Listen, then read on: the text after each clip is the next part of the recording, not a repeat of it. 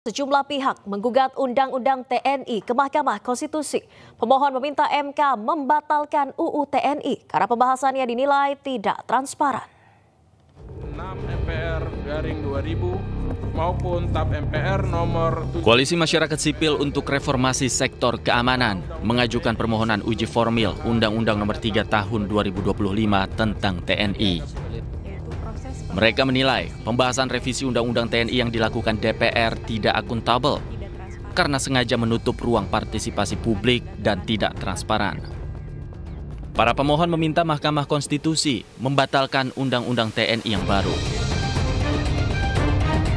Revisi Undang-Undang TNI sendiri telah mencerminkan kegagalan pembentukan hukum berupa aturan hukum yang tidak diumumkan, sebagaimana dinyatakan oleh Fuller tersebut, di mana pembentuk undang-undang yakni DPR telah sengaja memiliki itikat buruk selama proses pembahasan revisi Undang-Undang TNI berlangsung, yakni menutup ruang partisipasi publik, tidak transparan dan tidak akuntabel, sebagaimana disampaikan oleh anggota DPR sekaligus Wakil Ketua Komisi 1 DPR RI, yakni Dev Laksono dalam pemberitaan yang dimuat.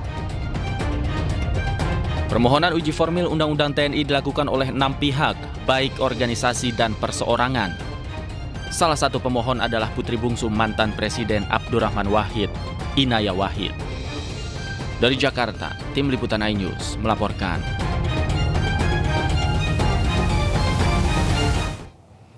Sementara itu pemirsa, Ketua Mahkamah Konstitusi Soehartoyo menilai kerugian akibat Undang-Undang TNI harus dijelaskan oleh pemohon. MK juga meminta pemohon memperbaiki permohonan uji formil UU TNI.